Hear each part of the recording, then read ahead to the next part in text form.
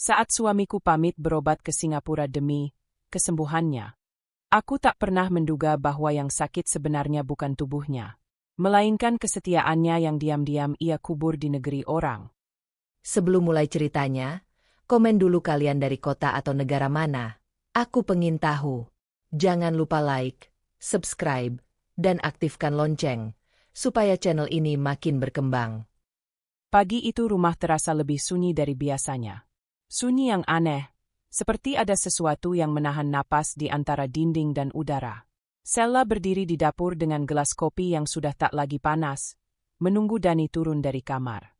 Ia sudah hafal langkah-langkah Dani, biasanya tegas dan cepat, tapi pagi ini suaranya pelan, menjeret, seolah ia sedang menimbang sesuatu yang tidak ingin ia ucapkan.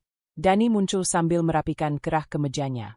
Kayaknya aku harus berangkat lebih cepat, katanya, tanpa menatap Sella lama-lama. Ia bicara seperti orang yang sudah menyiapkan alasan, tapi belum siap ditanya lebih jauh. Ke rumah sakitnya jam berapa? Tanya Sella pelan. Nada suaranya bukan curiga, hanya ingin memastikan detail yang sejak kemarin masih kabur. Dani mengangguk-angguk kecil, gerakan yang tampak lebih sibuk daripada yakin. Mereka bilang aku harus ada di Singapura sore ini, jadi, ya, aku harus langsung ke bandara. Sella memperhatikan wajahnya. Ada bayangan cemas di sana, tapi bukan cemas orang sakit. Lebih seperti takut ketahuan. Ia tidak mengatakannya, hanya menyimpan sensasi itu dalam dada, seperti menyimpan duri kecil yang belum berani disentuh. Obat dari dokter Indonesia masih kamu bawa? Tanyanya lagi. Dani tersentak, lalu mengangguk cepat. Iya, semua sudah di tas. Jangan khawatir. Jawaban itu selesai terlalu cepat, seperti ucapan yang sudah sering ia ulang dalam pikirannya. Sella mengangguk. Ia tidak bermaksud membuat Dani defensif, tapi ia sendiri merasa ada sesuatu yang tidak menempel dengan logika. Dani tidak pernah memberi detail jelas tentang penyakitnya. Ia hanya menyebut, perlu pemeriksaan lanjutan, tapi tidak pernah menunjukkan surat rujukan atau hasil tes apapun. Selama ini Sella menahan diri untuk tidak membongkar semua itu sekaligus. Ia selalu percaya bahwa jika seseorang ingin jujur, ia akan jujur tanpa perlu dipaksa.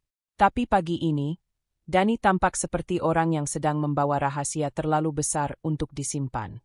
Terdengar ketukan pelan di pintu depan. Dani langsung menoleh. Ekspresi yang muncul di wajahnya bukan terkejut, tapi waspada. Sella melihatnya. Aku bukain, katanya sebelum Dani sempat mencegah. Begitu pintu terbuka, Jessica berdiri di ambang dengan senyum sopan yang pura-pura manis. Rambutnya tersisir rapi, parfum lembut, penampilan seperti seseorang yang tidak seharusnya ada di depan rumah mereka pada jam segini. Namun ia membawa koper kecil di tangannya, dan itu membuat perut Sella mengeras.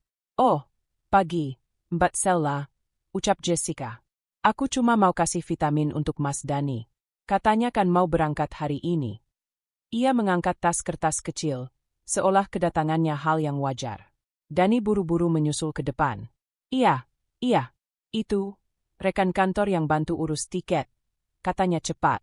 Senyum Dani tampak kaku, berbeda sekali dengan cara Sella mengenalnya bertahun-tahun. Jessica menatap Dani dengan tatapan terlalu akrab untuk seseorang yang katanya hanya rekan kerja. Sella memperhatikan detail kecil itu tanpa mengomentarinya. Ia tidak ingin menuduh tanpa bukti. Tidak hari ini. Tidak dengan suasana yang masih samar-samar. Tapi seluruh tubuhnya menangkap sesuatu yang tidak pas. Cara Jessica memiringkan kepala saat berbicara, cara Dani berdiri sedikit terlalu dekat ke arahnya, cara Jessica memegang koper seolah akan ikut perjalanan jauh. Kamu ikut ke bandara? Tanya Sella datar. Oh, enggak. Jessica tertawa kecil, suaranya mengambang. Cuma lewat kok. Sekalian tadi beli roti, jadi mampir.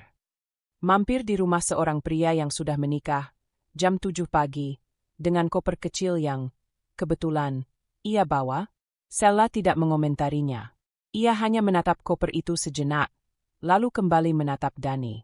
Pandangannya cukup untuk membuat Dani mengalihkan mata. Hati-hati di sana, kata Sella akhirnya, suaranya lembut tapi dingin. Jangan lupa kabari setiap selesai pemeriksaan. Dani mengangguk cepat. Iya, tentu. Jessica menyerahkan tas kecil vitamin itu, lalu mundur. Aku balik dulu ya, Mas. Mbak. Ia tersenyum, tapi ada kilatan kemenangan kecil di matanya yang tidak cocok dengan situasi. Ketika pintu tertutup, Dani menarik napas seperti orang yang baru saja lolos dari sesuatu. Dia cuma bantu soal tiket. Jangan salah paham. Aku nggak salah paham, jawab Sella pelan. Aku cuma memperhatikan. Dani tampak ingin menjawab, tapi membatalkan niat itu dan memilih merapikan koper. Sella membantunya menutup resleting, lalu memperhatikan gelang rumah sakit kecil yang Dani simpan di saku tas. Aku berangkat dulu, katanya akhirnya. Sella mengangguk, membiarkan Dani pergi tanpa memeluknya. Bukan karena marah, tapi karena sedang menahan perasaan yang belum bisa ia beri nama. Begitu pintu tertutup, rumah kembali sunyi. Sunyi yang berbeda dari tadi. Lebih berat, lebih padat, seperti udara yang menyimpan sesuatu yang tidak ingin ia ucapkan keras-keras. Sella berdiri lama di ruang tamu, memandang pintu yang baru saja menutup di belakang Dani. Ada sesuatu yang tidak beres. Ia tidak tahu apa, tapi tubuhnya tahu. Firasat itu menetap, diam-diam, seperti bayangan yang menempel di belakang punggung. Sejak Dani menutup pintu pagi itu, bayangan firasat yang menempel di dada Sella tidak kunjung mereda. Satu kalimat dari pikirannya terngiang seperti gema terpendam. Ada sesuatu yang tidak beres sejak Jessica muncul dengan koper kecil itu. Ia mencoba mengabaikannya, mencoba meyakinkan diri bahwa semua itu hanya rasa tidak nyaman sementara. Namun hari pertama tanpa Dani justru menghadirkan tanda-tanda yang jauh lebih jelas. Sella duduk di meja makan dengan laptop terbuka dan daftar rumah sakit di Singapura terpampang. Ia mulai mencari jadwal klinik yang Dani sebut-sebut. Dani mengatakan bahwa pemeriksaan harus dilakukan sore itu juga. Tapi semakin ia memeriksa situs-situs resmi, semakin tidak cocok semua informasi itu. Klinik yang disebut Dani bahkan hanya buka hingga jam 2 siang, dan itu pun untuk pasien yang sudah membuat janji setidaknya seminggu sebelumnya. Tangannya berhenti di atas touchpad. Ia membaca ulang, memastikan matanya tidak salah. Jadi apa sebenarnya yang dia kejar sampai harus berangkat pagi-pagi begitu? Kalau jadwalnya saja tidak masuk akal. Ia menatap layar dengan helaan napas pelan, mencoba menghitung kembali waktu yang Dani sebutkan. Tidak ada yang sinkron. Pukul 10 siang, Sella mengirim pesan singkat. Sella, sudah sampai hotel? Ia menunggu beberapa menit. Tidak ada centang biru. Setengah jam berlalu. Masih tidak ada balasan. Ia mencoba menelepon. Nada sambung terdengar, tapi Dani tidak mengangkat. Setelah 3 kali mencoba, ia berhenti. Bukan karena menyerah, tetapi karena instingnya menyuruhnya untuk mundur selangkah dan mengamati. Dia pasti sedang bersama seseorang yang membuatnya tidak bisa mengangkat telepon. Pikirnya, walau ia tidak berani menyebut nama itu dalam hati. Sella memutuskan untuk membersihkan rumah, berharap aktivitas fisik bisa mengalihkan pikirannya. Namun justru dalam diam itulah ia semakin menyadari betapa banyak celah aneh yang sebelumnya ia abaikan. Saat mengecek cucian Dani, ia menemukan surat rujukan dokter yang tanggalnya sudah lewat 2 minggu. Ia mengingat dengan jelas Dani baru mengaku sakit beberapa hari lalu. Kalau ia benar sakit sejak sebelumnya, kenapa ia tidak memberitahu? Mengapa ia menunggu sampai benar-benar harus berangkat? Ia duduk di sisi tempat tidur, menatap kertas itu lama. Rasanya seperti memegang kepingan puzzle yang hilang dari kotak sejak lama, dan kini baru muncul setelah seseorang sengaja menjatuhkannya. Siang menjelang sore, saat Sella hampir menyalakan televisi untuk sekadar mengusir rasa sesak di rumah, teleponnya berbunyi. Bukan dari Dani, melainkan dari Jessica. Sella membiarkan nada berdering 2 kali sebelum mengangkat. Halo? Mbak Sella. Suara Jessica terdengar ceria, tidak seperti seseorang yang harusnya sedang sibuk mengurus keberangkatan rekan kerja. Mas Dani sudah sampai belum ya? Tadi aku coba chat dia tapi belum dibaca. Sella menoleh ke layar ponselnya. Chatnya pun belum terbaca. Belum ada kabar, jawabnya singkat. Oh, padahal tadi Mas Dani bilang jam 1 sudah landing. Ujar Jessica, suaranya mulus tapi terlalu cepat, seolah sudah menyiapkan kalimat itu sebelumnya. Sella diam. Dani berkata bahwa ia baru akan sampai sekitar jam 3. Ini bukan sekadar salah dengar. Ini perbedaan waktu yang terlalu signifikan untuk dianggap kebetulan. Dia bilang jam 1. Sella mengulang dengan nada datar. Iya. Mungkin aku salah dengar. Jessica tertawa kecil yang tidak sedap. Ya maaf ya kalau ngerepotin. Kirain Mbak sudah dapat kabar. Belum, kata Sella datar. Tapi terima kasih sudah tanya. Setelah menutup telepon, Sella menatap ruang tamu yang lengang. Setiap kata Jessica tadi terasa seperti pecahan kaca kecil. Tidak melukai besar, tapi cukup membuat langkahnya berhati-hati. Menjelang sore, Dani akhirnya membalas pesan. Dani, baru sampai hotel. Capek banget. Nanti aku cerita. Tanpa salam, tanpa detail. Dan yang paling janggal, ia mengirim pesan pada pukul 4 lewat, jauh setelah jam yang ia sebutkan, jauh setelah waktu yang Jessica, kebetulan, ucapkan. Sella mengetik. Sella, tadi Jessica bilang kamu landing jam 1. Lalu ia hapus. Ia ganti dengan pesan yang lebih pendek dan lebih lembut. Sella, oke. Istirahat. Ia ingin Dani berbicara tanpa ditekan. Ia ingin melihat apa yang akan ia pilih untuk ia ceritakan sendiri. Beberapa menit kemudian, teleponnya berdering. Dani menelepon. Kamu apa kabar? Suara Dani terdengar lelah, tapi bukan lelah orang sakit. Lebih seperti suara seseorang yang sedang menyembunyikan sesuatu. Aku baik, jawab Sella pelan. Kamu gimana? Pemeriksaannya jam berapa? Besok pagi, Dani menjawab cepat. Dokternya mendadak kosong siang tadi, tapi aku nggak sempat. Aku keburu capek. Sella mengerjap. Dokumen resmi yang ia lihat di internet menyatakan klinik itu tutup jam 2 siang. Namun ia tidak berkata apa-apa. Hotel kamu dekat rumah sakit? Lumayan, jawab Dani. Jessica tadi bantu ngecek lokasinya. Nama itu terdengar seperti denting besi dingin di telinga Sella. Ia berusaha menjaga suaranya tetap netral. Oh, oke. Tidak ada yang ia ulang, tidak ada yang ia tuduh. Ia hanya mendengar, menampung setiap ketidaksesuaian itu dalam diam. Karena justru dalam diam, semua kebohongan Dani terdengar semakin keras. Setelah Dani menutup telepon, rumah terasa lebih sunyi lagi. Sella menatap jendela yang memantulkan langit sore memudar. Ia tahu satu hal pasti. Ada hal besar yang sedang disembunyikan. Dan semua kepingan aneh itu, jadwal yang tidak cocok, pesan yang terlambat, informasi Jessica yang melompat-lompat, mulai membentuk sebuah gambaran samar. Belum jelas, belum lengkap, tapi cukup untuk membuat Sella duduk lama di kursi ruang tamu, memegang ponselnya seperti seseorang yang bersiap menghadapi sesuatu yang jauh lebih besar dari sekadar kesalahan jadwal.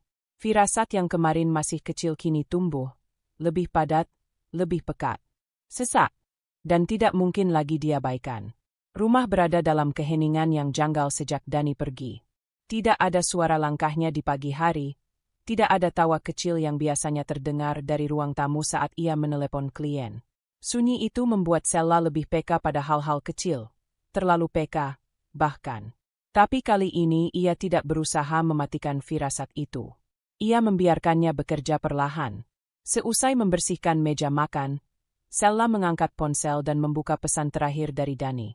Pesan singkat itu terasa datar, terlalu formal untuk seorang suami yang sedang jauh dari istri. Ia membaca ulang kalimat itu dan menatap jeda waktu di bawahnya. 4 jam setelah seharusnya ia tiba. 4 jam yang hilang. 4 jam yang tidak Dani jelaskan. Sella menekan ikon media sosial, bukan untuk mencari masalah, tapi untuk memahami sesuatu yang tidak terjelaskan. Hanya memastikan, katanya dalam hati, walau ia tahu apapun yang ia temukan mungkin akan membuatnya semakin gelisah. Feed Instagram terbuka biasa saja, bingkai foto makanan, repost quotes, tidak ada yang relevan. Tapi pada tab Explore, sebuah foto muncul sekilas dan membuat jari Sella berhenti. Foto itu berasal dari akun yang tidak ia kenal. Sebuah unggahan random orang yang berfoto di Bandara Changi.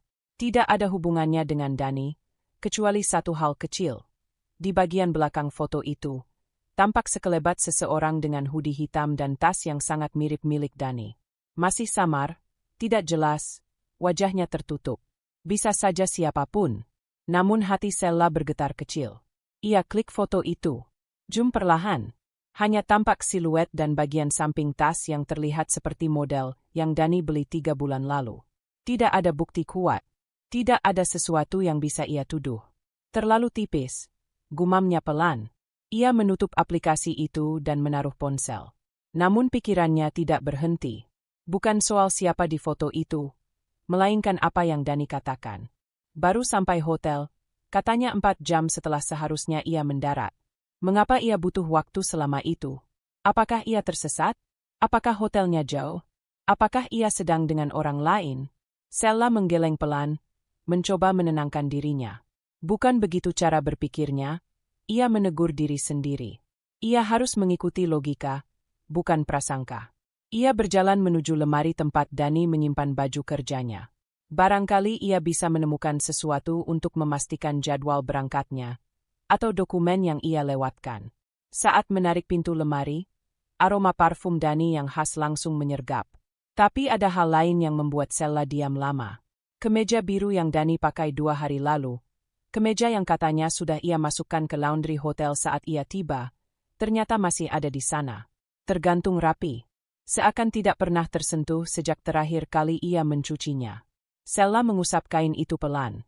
Kalau kemeja ini ada di rumah, bagaimana mungkin Dani memakainya 2 hari lalu? Dan bagaimana bisa ia memasukkannya ke laundry hotel? Ada 2 kemungkinan. Dani salah menyebut baju yang ia pakai, atau ia berbohong tentang hari-hari terakhirnya sebelum berangkat. Keduanya tidak nyaman. Sela menutup pintu lemari pelan. Bangku kecil di sudut kamar menjadi tempatnya duduk untuk mengatur napas. Tidak boleh buru-buru menarik kesimpulan. Sela bangkit dan mengambil ponselnya lagi. Kali ini membuka WhatsApp story. 1 nama muncul, Jessica. Ia jarang memantau kehidupan perempuan itu. Tapi sekarang ia merasa perlu melihat lebih detail. Jessica memposting sesuatu 4 jam lalu.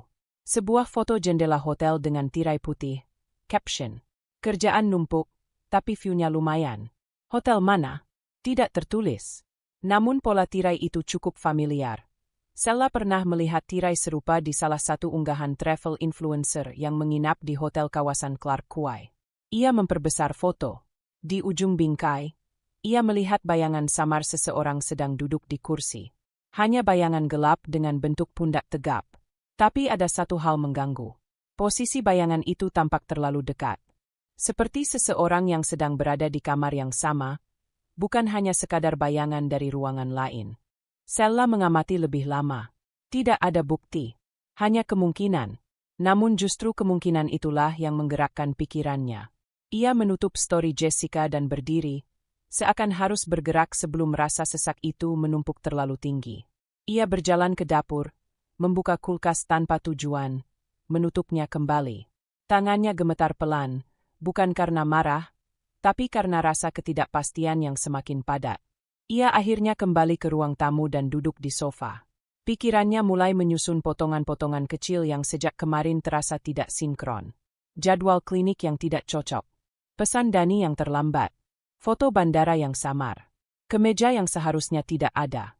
Story Jessica yang mencurigakan. Tidak ada satupun bukti yang cukup kuat. Semuanya hanya celah, ruang kosong. Hal-hal yang mungkin bisa dijelaskan. Atau mungkin tidak. Sela menatap langit-langit rumah. Hatinya berbisik.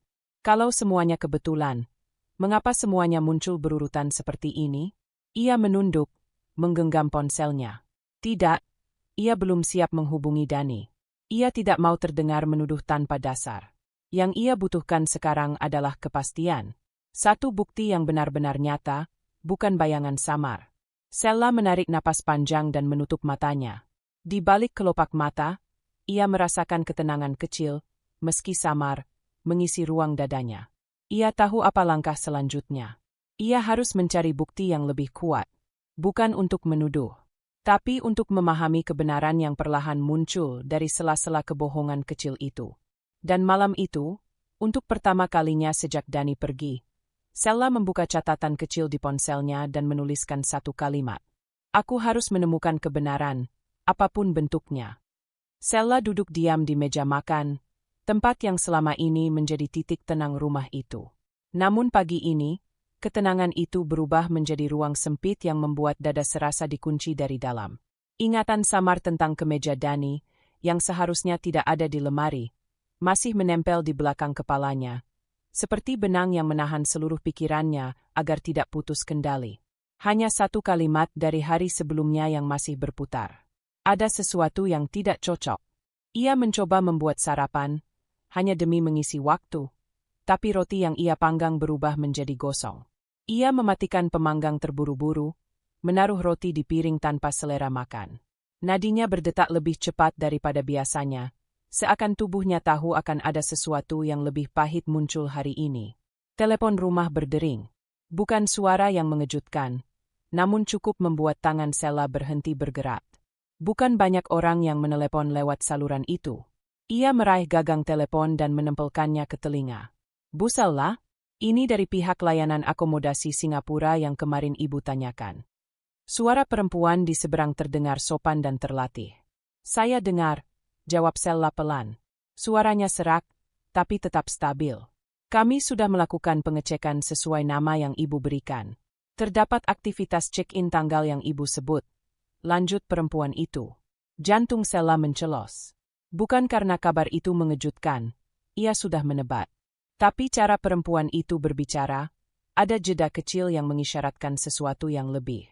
Apakah suami saya benar datang untuk keperluan medis? Ada catatan kunjungan ke klinik versi hotel. Perempuan itu terdiam sebentar sebelum menjawab. Kami hanya memiliki data tamu, Bu. Untuk data medis kami tidak berwenang memberikan. Namun, ada hal lain. Suaranya menurun. Dalam sistem, tertera bahwa tamu yang bersangkutan datang bersama satu orang wanita. Suara itu menusuk seperti jarum tipis, tertancap tepat di bagian hati yang ingin ia pertahankan tetap utuh. Wanita? Tanya Sela. Ia berusaha tidak terdengar goyah. Benar, Bu. Kami hanya bisa menyampaikan informasi sesuai protokol. Nama pendampingnya tidak tertera jelas, namun kami memiliki rekaman pintu masuk hotel malam itu untuk verifikasi internal. Jika diperlukan, kami bisa kirimkan screenshot bagian pintu masuk. Sela memejamkan mata sejenak. Ia tahu ia membutuhkan itu. Ia butuh bukti, bukan lagi kecurigaan. Tolong kirimkan, katanya pelan, ke email saya. Baik, Bu. Akan kami kirimkan beberapa menit lagi. Setelah telepon ditutup, Sela bersandar pada kursi. Tubuhnya terasa berat, seolah gravitasi rumah bertambah 2 kali lipat. Untuk beberapa saat ia membiarkan air matanya jatuh, tanpa suara, tanpa isakan, hanya barisan air yang mengalir karena tekanan yang tidak lagi bisa ditahan. Namun ia tidak tenggelam di dalamnya. Sela menarik napas panjang, lalu mengusap pipi. Ia masih harus melihat email itu. Ia masih harus tahu seluruh kebenarannya. Notifikasi masuk. Email baru. Ia membuka ponselnya dan menekan layar dengan tangan yang sedikit gemetar. Lampiran terbuka. Sebuah frame dari CCTV hotel. Gambar itu agak buram, namun cukup jelas. Pintu putar lobi, lampu hotel yang terang, dan 2 orang masuk dengan jarak yang terlalu dekat untuk disebut sebatas rekan kerja. Dani. Wajahnya tampak jelas meski dari samping. Jaket hitam, tas ransel yang sama, langkah yang Sela kenali sejak bertahun-tahun lalu. Dan di sebelahnya, seorang perempuan berambut panjang, membawa koper kecil berwarna merah marun. Meski wajahnya hanya terlihat sebagian, Sela mengenali postur itu. Jessica. Tidak ada lagi ruang untuk keraguan atau celah logika. Tidak ada lagi kemungkinan bahwa semua ini hanya salah duga. Gambar itu terlalu nyata. Lidah Sela terasa pahit. Tenggorokannya seperti penuh pasir. Tapi ia tidak meledak, tidak berteriak, tidak melempar ponsel. Ia hanya menatap layar itu lama, memastikan dirinya menerima apa yang ia lihat. Di antara remukan itu, sebuah bagian dalam dirinya tiba-tiba menjadi dingin. Dingin yang tidak menyakitkan, justru memberi kejelasan. Ia menekan tombol telepon, menghubungi Dani. Nada sambung berulang lama, hingga akhirnya seseorang mengangkat. Halo, sayang. Suara Dani terdengar terburu-buru, sedikit terputus seperti ia sedang bergerak. Di mana kamu sekarang? Suara Sela terdengar datar. Terlalu tenang. Di klinik. Tadi ada sesi tambahan. Maaf, aku belum sempat kabarin. Sinyalnya juga. Kamu bohong. Sella mengucapkannya perlahan, jelas, tanpa nada tinggi. Dani terdiam. Hening itu lebih bising daripada teriakan. Apa maksudmu? Tanyanya akhirnya. Sella tidak menjawab. Ia hanya mengirim gambar CCTV itu melalui chat. Bunyi notifikasi di telepon Dani terdengar kecil di telinganya. Lalu disusul diam yang lebih panjang lagi. Sella, aku bisa jelasin. Ucap Dani tercekat. Tidak perlu, jawab Sella. Kau sudah memperlihatkan semuanya tanpa kata-kata. Sella, tolong, jangan ambil keputusan apapun dulu. Aku. Sella menutup telepon tanpa menunggu akhir kalimat itu. Beberapa detik kemudian, napasnya patah, tapi matanya tetap kering. Ia merasa seolah berada di dua dunia sekaligus, satu dunia yang runtuh, dan satu dunia lain yang memaksanya berdiri lebih tegak dari sebelumnya. Ia mengambil dompet, membuka bagian paling belakang. Di sana tersimpan kartu akses rekening keluarga, ATM bersama yang selama ini menjadi sumber pengeluaran Dani selama di luar negeri. Sella menatap kartu itu lama. Lalu, dengan tangan yang tidak lagi bergetar, ia membuka aplikasi bank dan memblokir aksesnya satu persatu. Ada rasa lega yang muncul perlahan. Bukan lega karena menang, tapi lega karena akhirnya mengambil kembali kendali hidup yang selama ini diseret tanpa ia sadari. Setelah semuanya selesai, Sella menutup ponsel dan berdiri. Matanya menatap jendela rumah yang diterpa cahaya pagi tipis. Keputusannya sudah dibuat, dan tidak ada jalan untuk kembali. Sella memandangi daftar notifikasi bank yang menandakan pemblokiran kartu sudah berhasil. Tidak ada guncangan besar di tubuhnya, hanya tarikan napas pelan yang terasa lebih dalam daripada biasanya. Keputusan itu bukan hasil amarah sesaat, melainkan hasil dari serangkaian fakta yang memaksa dirinya berdiri pada batas paling sadar dalam hidupnya. Ia menaruh ponsel di meja dan merapikan rambutnya yang tergerai berantakan. Perlahan, ia merasakan kembali kontrol atas dunia kecil yang selama ini ia pikir baik-baik saja. Tidak ada rasa bersalah. Tidak ada ragu. Sella hanya berbisik pada dirinya sendiri. Cukup. Dan di seberang sana, di negara tempat Dani mengaku berobat, keputusan itu mulai menggemakan dampaknya. Dani baru saja keluar dari hotel ketika ia mencoba memesan transportasi online. Ia ingin membawa Jessica sarapan di luar untuk menghindari suasana kamar yang sejak tadi terasa tegang setelah Sella mengirim gambar CCTV itu. Namun ketika ia mencoba membayar, aplikasi menolak transaksi. Ia menatap layar ponselnya, mencoba lagi. Gagal. Dani mengerutkan kening. Apa sih ini? Gumamnya. Jessica, yang berdiri setengah langkah di belakangnya dengan kacamata hitam menutupi wajah, mendekat. Kenapa? Error. Mungkin jaringan, jawab Dani cepat, meski nada suaranya menegang halus. Ia mencoba transaksi lain. Tetap gagal. Lalu mencoba mengambil uang tunai dari ATM di lobi hotel. Kartu masuk. PIN benar. Layar menunggu. Lalu pesan merah muncul. Transaksi ditolak. Kartu tidak dapat digunakan. Jantung Dani seakan melorot ke perut. Jessica mendekat lagi. Dan, apa yang terjadi? Entahlah, kayaknya kartu diblokir. Jawab Dani, suaranya mengecil, tidak ingin terdengar oleh tamu hotel lain. Jessica menurunkan kacamatanya sedikit. Matanya melebar, bukan karena simpati, tetapi panik. Tunggu dulu, jadi kita nggak punya uang? Kamu bilang semua aman. Dan aman. Aku cuma tidak tahu Sella akan lakukan ini. Dani terdengar terengah, bukan marah pada Jessica, tapi pada kenyataan yang menamparnya lebih keras dari dugaan. Sella. Jessica mengulang nama itu dengan suara getir, seakan nama itu hantu yang baru saja muncul di tengah siang terang. Dani mengusap wajahnya. Dia lihat rekaman hotel. Aku tidak tahu bagaimana dia dapat, tapi dia lihat. Jessica memelototinya. Lihat? Maksudmu dia tahu kita di sini bareng? Ya. Kata itu jatuh seperti batu besar ke permukaan air yang terlalu tenang. Jessica mundur selangkah, meraih lengan Dani seolah ingin memastikan realitas ini bukan mimpi buruk. Dan, tolong bilang kamu masih punya uang cash. Atau kartu lain. Atau apapun. Dani merogoh saku ranselnya dengan gerakan tidak teratur. Ia menemukan beberapa lembar uang, hanya pecahan kecil. Sisa-sisa. Tidak cukup untuk hidup lama di kota yang membutuhkan biaya besar bahkan hanya untuk sekadar makan.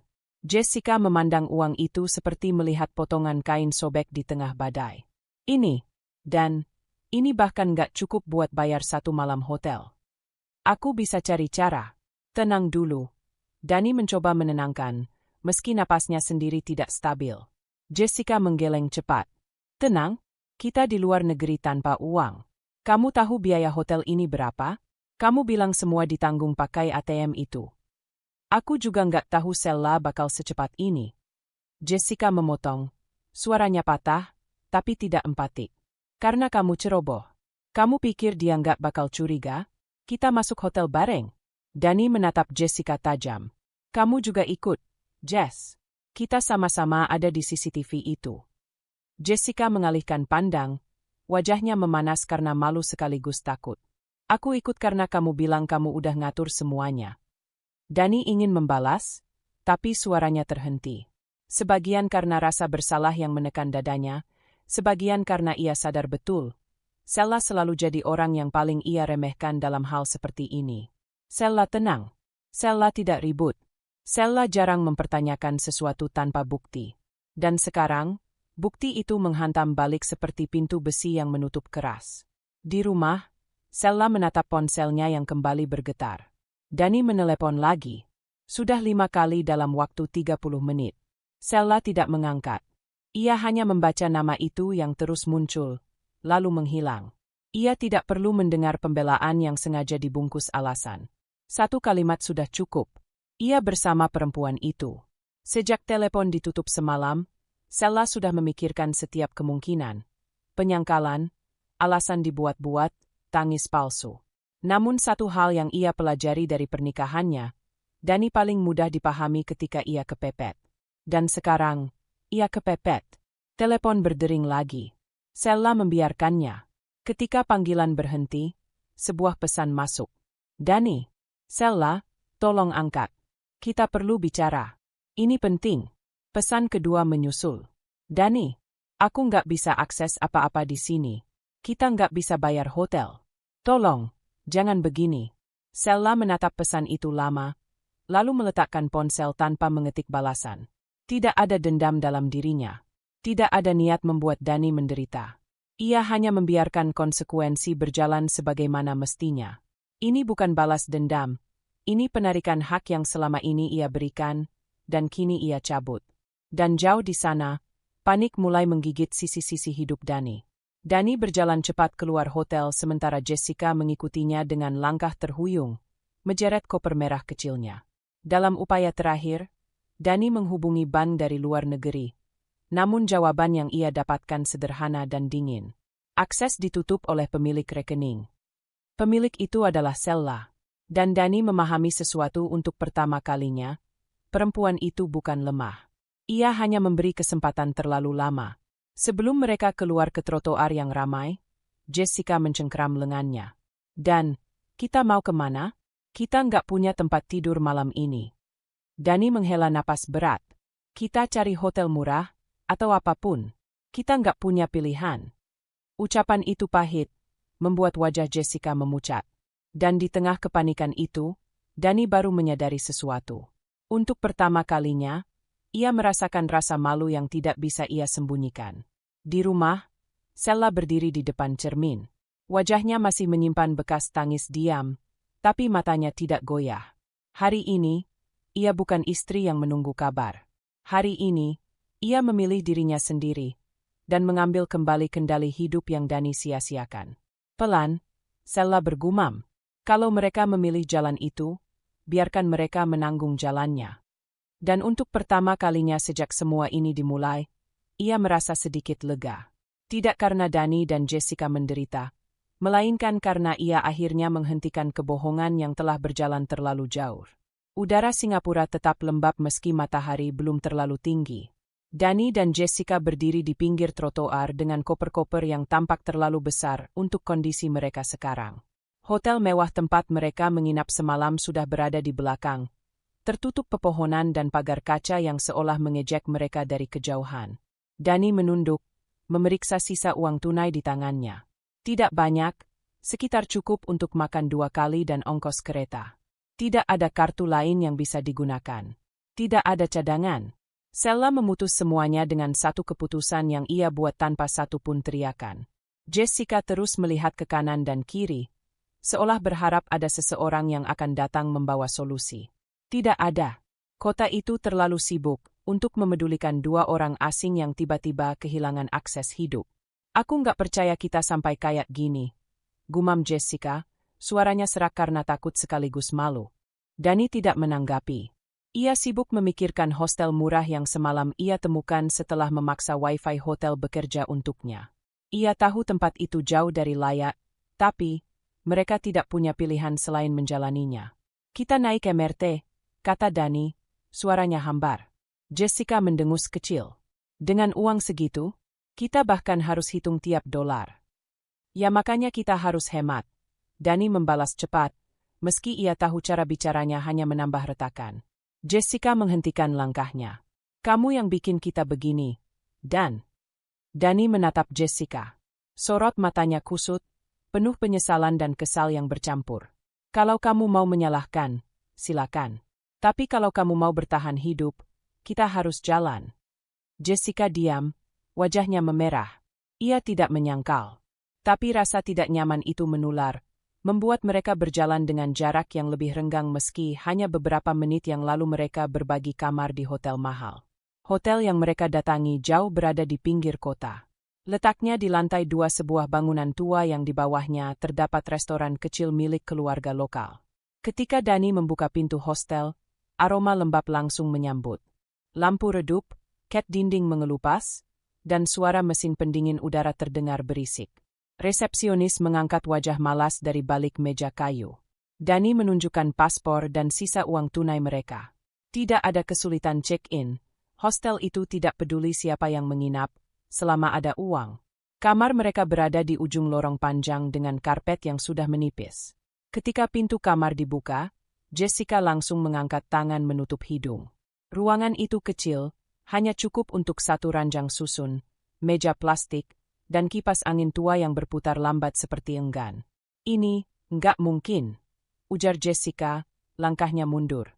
Kita nggak punya tempat lain, jawab Dani, suara lelah. Jessica menatap ranjang yang spraynya kusut dan tampak tidak diganti dengan benar.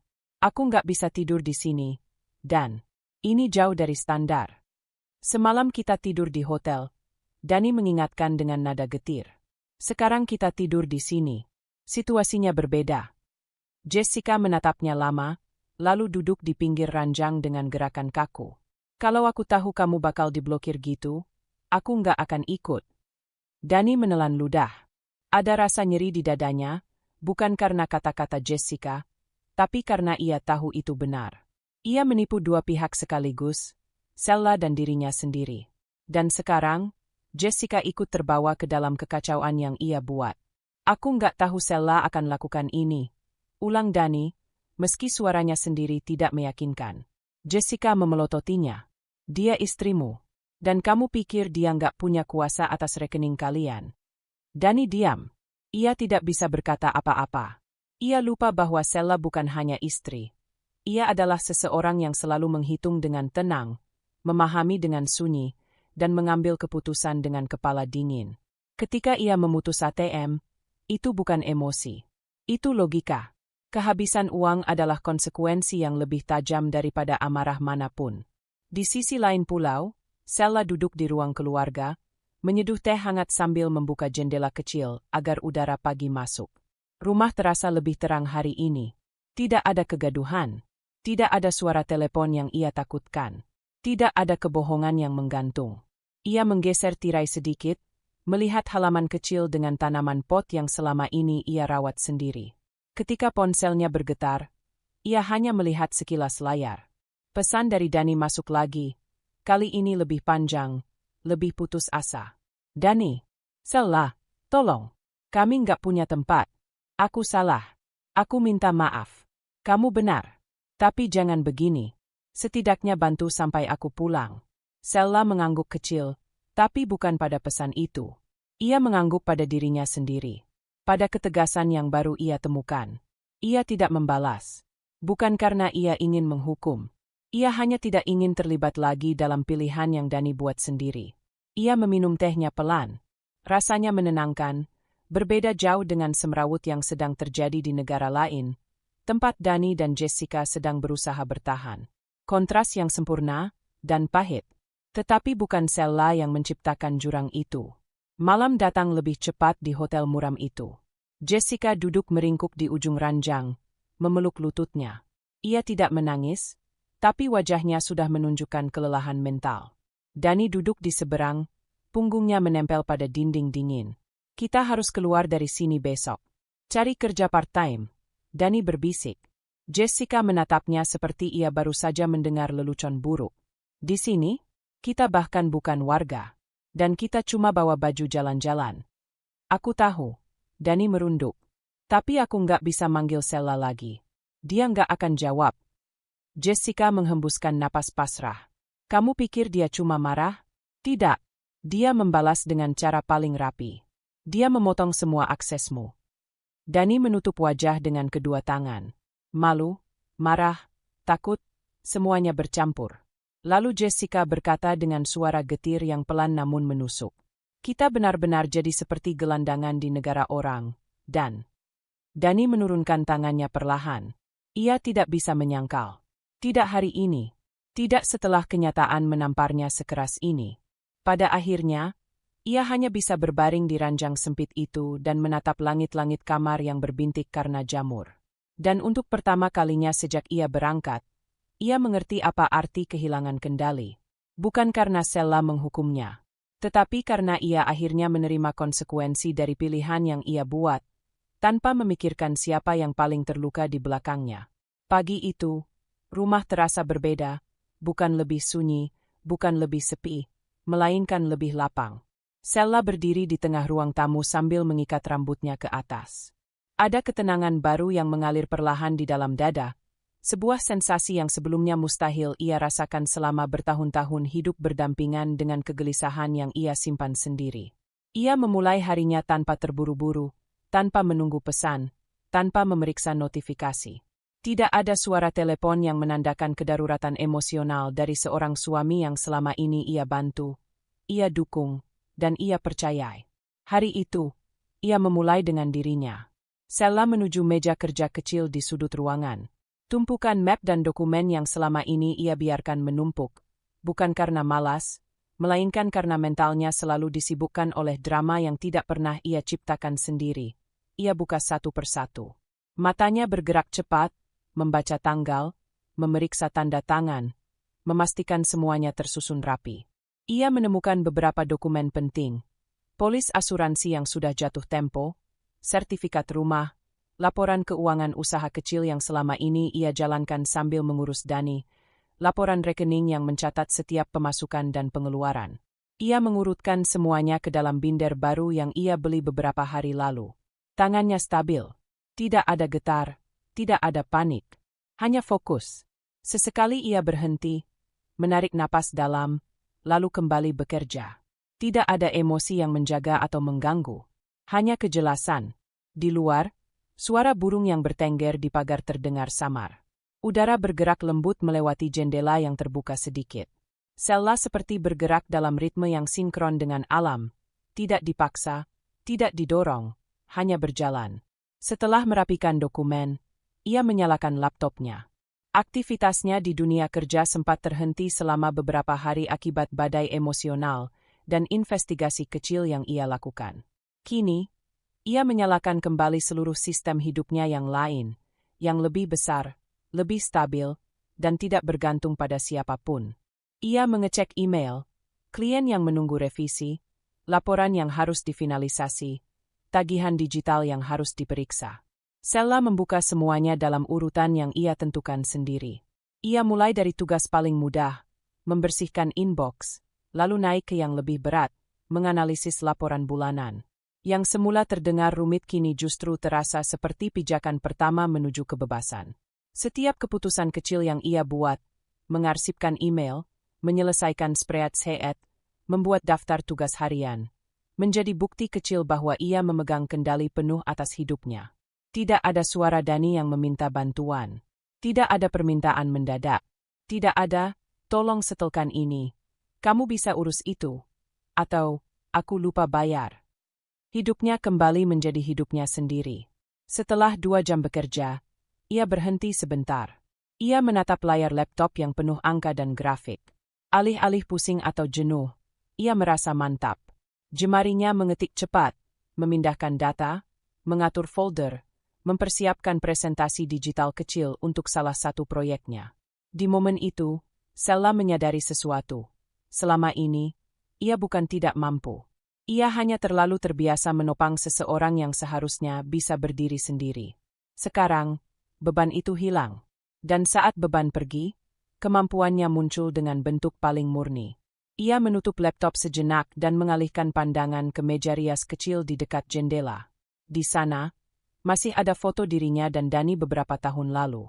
Senyum yang tampak di foto itu terasa asing, seolah senyum perempuan lain yang tidak ia kenal lagi.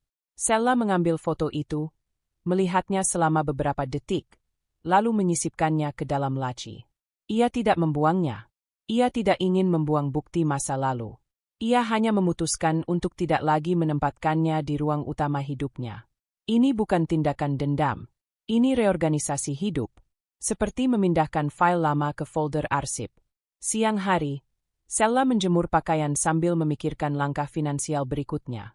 Dengan kartu Dani yang sudah diblokir dan keuangan rumah tangga yang kini sepenuhnya dalam kendalinya, ia membuat rencana baru. Ia membuka spreadsheet keuangan pribadinya. Ia mengatur anggaran, memisahkan kebutuhan, menyisihkan tabungan, menimbang investasi baru. Ia menyusun semuanya secara detail namun efisien. Tidak ada satupun keputusan yang terbawa emosi. Semua rasional, semua terukur. Ketika ia selesai, ia mengecek ulang semuanya dari awal. 2 kali, 3 kali. Ia memastikan tidak ada celah seperti yang pernah ia biarkan dulu. Sella menutup file itu dengan rasa puas. Untuk pertama kalinya setelah sekian lama, angka-angka tidak membuatnya cemas. Justru memberi kepastian. Sore hari, ia menyapu rumah dengan ritme tenang. Tidak ada langkah terburu, tidak ada pikiran melayang. Setiap ayunan sapu seolah menghapus jejak-jejak kekacauan masa lalu. Setelah itu, ia menyiram tanaman di teras. Daun-daun basah memantulkan cahaya matahari yang mulai turun. Ketika ia mengangkat wajah, angin sore menyentuh kulitnya dengan lembut, seolah memberi selamat atas hari yang baru ia menangkan. Sella duduk sebentar di bangku kecil. Ia memijat pelan pergelangan tangannya, membiarkan tubuhnya rileks setelah seharian bekerja dan merapikan hidup. Ada rasa lega yang tidak dramatis, tidak meledak, tetapi stabil. Seperti air yang akhirnya menemukan permukaannya. Tenang, rata, utuh. Ia tidak tahu bagaimana keadaan Dani saat ini. Ia tidak ingin membayangkan. Ia juga tidak perlu membayangkan. Yang ia tahu, dirinya hari ini berdiri lebih tegak daripada kemarin. Dan besok, ia akan berdiri lebih kuat lagi. Ketika matahari tenggelam, Sella memejamkan mata. Ia merasakan sesuatu yang selama ini hilang. Stabilitas, harga diri, dan ruang untuk dirinya sendiri. Dani berdiri di depan konter check-in bandara dengan tubuh lelah, pakaian kusut, dan mata merah yang sudah tidak tahu kapan terakhir kali tidur dengan benar. Orang-orang lewat di sekelilingnya, sebagian melirik sekilas, sebagian tak peduli sama sekali. Namun bagi Dani, setiap tatapan terasa seperti penghakiman. Ia menahan napas ketika membuka dompet tipis yang sudah kosong sejak 2 hari lalu. Semua kartu tidak lagi berfungsi, terblokir, hilang fungsinya, sama mati seperti keberaniannya untuk menatap kenyataan. Ia menggesek kartu itu sekali lagi di mesin pembayaran tiket pulang. Mesin berbunyi gagal. Petugas menatapnya tanpa ekspresi. "Pak, kartunya tidak bisa digunakan." Dani mengangguk pelan. Ia sudah tahu jawabannya, tapi tetap mencoba. "Saya, coba lagi yang ini." Suaranya lirih. 1 kartu lagi. Gagal. Ia mencoba tersenyum kecil, tapi bibirnya kering. "Sebentar ya, Mbak." Ia berjalan menjauh dari antrean dengan langkah yang hampir goyah. Jessica berdiri di sisi lain terminal, memeluk tasnya sambil menghindari kontak mata. Selama beberapa hari terakhir, pertengkaran mereka tidak pernah berhenti. Tuduhan saling meledak seperti bom kecil di hotel murah yang mereka tempati. Tapi kini, semuanya sunyi. Jessica menghela napas, lalu mendekat setengah hati. Dani, aku nggak bisa terus kayak gini. Aku udah bilang, aku nggak mau ikut kamu pulang dalam keadaan begini. Dani menelan ludah. Nggak ada yang minta kamu ikut. Aku tahu. Karena kamu bahkan nggak bisa pulang tanpa minta tolong orang lain. Nada Jessica tajam, namun matanya tampak lelah. Aku juga nggak punya uang lagi. Aku pinjam teman hanya buat makan 2 hari ini. Terus, Dani menatapnya dengan sisa harga diri yang tipis. Kamu mau tinggalkan aku sekarang? Jessica menatapnya lama. Aku nggak sanggup lagi. Ini bukan hidup yang aku pilih. Udara bandara mengiris sunyi di antara mereka. Dani memalingkan wajah. Pergi aja. Jessica menggigit bibirnya, lalu benar-benar pergi tanpa menoleh. Langkahnya cepat, seolah melarikan diri dari sesuatu yang ia sesali. Dani tidak mengejar. Ia hanya memandangi punggung itu yang semakin jauh. Perempuan yang dulu ia pilih karena merasa hubungan mereka adalah pelarian sementara, kini pergi seperti seseorang yang tidak pernah mengenalnya. Ketika bayangan Jessica lenyap, Dani merasakan sesuatu mengempas di dadanya. Bukan cinta, bukan kehilangan. Lebih seperti kenyataan pahit bahwa ia kembali menjadi seorang diri dengan cara paling memalukan. Akhirnya ia mengirim pesan singkat pada seorang teman lama yang bahkan sudah jarang ia hubungi. Permintaan tolong yang baginya terasa seperti menelan batu besar. Tolong, pinjamin aku uang untuk tiket pulang. Aku janji akan balikin. Balasan datang beberapa menit kemudian. Pendek, dingin, namun cukup untuk membuatnya bisa terbang pulang. Penerbangan panjang itu membuat Dani tidur gelisah, terjaga, lalu tertidur lagi dalam lingkaran rasa malu. Ia pulang bukan sebagai suami sakit yang perlu berobat, tetapi laki-laki yang gagal mengendalikan hidupnya sendiri. Ketika pesawat mendarat, ia menggenggam lengan kursi erat-erat. Ada ketakutan yang tidak ia kenal sebelumnya, takut pada rumahnya sendiri. Di area kedatangan, Dani menarik koper usang yang sudah robek di satu sisi. Orang-orang lain disambut keluarga, disapa hangat, dipeluk sambil membawa oleh-oleh. Dani berjalan melewati kerumunan itu dengan kepala tertunduk. Ia melihat bayangannya sendiri pada kaca besar bandara. Kusut, pucat, memalukan. Ia pulang sebagai seseorang yang hampir tidak ia kenali. Sella menerima notifikasi bahwa Dani sudah masuk wilayah Indonesia. Ia tidak menunggu, tidak menyiapkan kata-kata, tidak menyiapkan emosi. Ia hanya duduk di ruang tamu dengan laptopnya. Lampu ruang tamu menyinari wajahnya yang tenang. Pintu rumah terbuka pelan. Dani masuk. Ia berdiri di sana, di depan pintu, seakan dunia luar masih menempel di pakaiannya. Bau keringat yang tidak dibersihkan, aroma rasa malu, jejak perjalanan yang bukan perjalanan. Sella menengok sekilas. Tidak ada kejutan, tidak ada pertanyaan, tidak ada air mata. Hanya penilaian singkat seperti seseorang yang melihat sesuatu yang sudah ia duga berbulan-bulan. Dani menelan ludah. Sella tidak menjawab. Ia hanya menutup laptop pelan, bangkit, dan berjalan ke dapur untuk mengambil segelas air. Bukan untuk Dani, melainkan untuk dirinya sendiri. Dani mendekat beberapa langkah. Aku bisa jelasin. Sella meletakkan gelas di meja tanpa menoleh. Tidak perlu. Hanya 2 kata, tapi bagai pintu baja yang menutup rapat. Dani merasakan tubuhnya menegang, tenggorokan mengering. Aku salah. Sella diam. Tolong.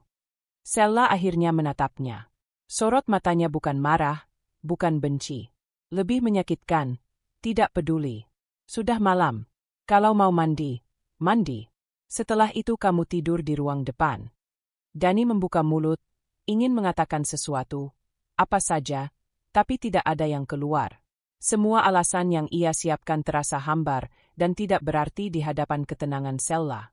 Tanpa kata tambahan, Sella kembali ke ruang tamu, melanjutkan pekerjaannya seolah kepulangan Dani hanyalah suara angin lewat. Dani berdiri di sana beberapa detik sebelum akhirnya berjalan menuju kamar mandi. Langkahnya berat, rasa malu mengikuti di belakangnya seperti bayangan yang terlalu dekat. Malam itu, rumah terasa bukan lagi miliknya. Dan untuk pertama kalinya dalam hidup, Dani benar-benar merasakan arti pulang, tanpa disambut, tanpa dimaklumi, tanpa diberi tempat. Hanya kembali sebagai seseorang yang telah kehilangan dirinya sendiri. Pagi datang tanpa suara. Cahaya matahari masuk melalui celah gorden ruang tamu, menyentuh lantai, lalu merambat perlahan ke arah sofa tempat Dani tertidur semalaman. Ia terbangun dengan kepala berat dan badan pegal, seolah semalaman ia bergulat dengan rasa malu yang tidak mau pergi. Rumah itu terasa asing. Ia mendengarkan suara piring, suara air, langkah lembut. Sella sudah bangun. Dani duduk perlahan, merapikan rambutnya, menarik napas panjang. Ada rasa gentar yang membuat dada sesak. Ia sudah mencoba menyusun kalimat sejak semalam, mencoba merangkai alasan, menciptakan cerita yang terdengar masuk akal. Tapi setiap kali ia membuka mulut untuk mempraktikkannya, kata-kata itu terasa kosong. Sella muncul dari dapur dengan cangkir teh di tangan. Ia hanya mengenakan pakaian rumahan sederhana, rambut diikat rapi, wajah pucat tanpa riasan. Namun tatapannya tetap stabil, seperti seseorang yang tahu persis apa yang terjadi dan tidak lagi butuh konfirmasi. Mereka saling melihat. Dani hendak berdiri, tapi Sella lebih dulu bergerak menuju meja makan, meletakkan cangkirnya, lalu duduk. Ia tidak memanggil Dani, tidak memaksa percakapan dimulai. Ia hanya duduk, seperti seseorang yang memutuskan memberi ruang pada kebenaran untuk muncul sendiri. Ketegangan itu membuat Dani mengusap wajahnya. "Sel," suaranya serak. "Boleh kita bicara?" Sella tidak mengangguk, tidak menolak. Ia hanya menatap. Diam. Diam yang membuat Dani merasa telanjang. Ia mendekat dengan langkah ragu, duduk berhadapan dengannya. Suara kursi bergeser menyayat keheningan. Dani menunduk sejenak sebelum mengangkat wajah, mencoba tersenyum kecil walau bibirnya kaku. "Aku tahu kamu kecewa," mulai Dani. "Dan aku minta maaf kalau kemarin aku..." "Kemarin?" Sella memotongnya. "Tenang. Hanya kemarin." Dani kehilangan ritme. "Maksudku, beberapa hari ini. Maksudku, semua yang terjadi." Sella menautkan jari-jarinya. "Kamu pulang dengan baju yang bahkan tidak kamu bawa waktu berangkat. Kamu kehabisan uang. Kamu kehilangan Jessica. Dan kamu masih ingin memulai percakapan ini dengan kata, 'kalau'." Nada suaranya tidak tinggi, tidak keras, tetapi tepat. Dani merasa dadanya mengerut. Aku bisa jelasin," katanya dengan cepat. Ia mencoba mempertahankan kendali, tapi Sella tetap diam. Dan diam itu mengacak-acak semua kalimat yang ia siapkan. "Kemarin aku ke Singapura buat berobat." "Itu benar, Sel. Tapi..." Dani menggigit bibirnya. "Ada hal-hal yang berubah. Jessica cuma teman kerja. Dia ikut karena..." "Karena apa?" Sella mencondongkan tubuh sedikit. "Tenang. Karena kamu butuh ditemani? Atau karena kamu butuh alasan untuk tidak terlihat sendirian?" Dani terdiam. Ia pernah melihat Sella marah. Ia pernah melihat Sella sedih. Tapi ini pertama kalinya ia melihat Sella begitu jernih. Tidak kacau. Tidak impulsif. Tidak mencari jawaban. Ia tahu. Itu yang membuat Dani semakin sulit berbicara. "Aku nggak selingkuh." Dani mencoba sekali lagi. "Kamu ngerti, kan, Sel? Foto-foto itu situasi yang kebetulan. CCTV hotel bukan kebetulan." Sella mengatakannya datar. "Nama tamu yang terdaftar juga bukan kebetulan. Dan kamu tahu apa yang paling tidak kebetulan?" Dani menelan ludah. "Apa?" "Kamu pulang dalam keadaan begini." Dani menunduk. Jemarinya menggenggam celana, seolah mencari pegangan. "Aku salah, Sel." "Oke, aku salah. Tapi aku nggak bermaksud nyakitin kamu." Sella menghela napas pelan. Orang yang tidak bermaksud menyakiti tidak akan berbohong 5 kali dalam satu percakapan singkat. Dani membuka mulut, tetapi tidak ada yang keluar. Dan ketika ia menatap Sella, ia sadar, bukan marah yang membuatnya tak berkutik. Tapi ketenangan itu. Ketegasan yang tidak lagi membutuhkan bukti tambahan. "Kamu ingin aku bilang apa, Sel?" Dani akhirnya bertanya. Ada getaran di suaranya yang tidak ia sembunyikan lagi. "Kamu mau aku jujur? Kamu mau aku ngaku?" "Oke, aku..." Ia berhenti. Tenggorokan seperti tersumbat. Sella menunggu. Tidak membantu. Tidak memaksa. Hanya menunggu sampai kata-kata itu muncul atau tidak muncul.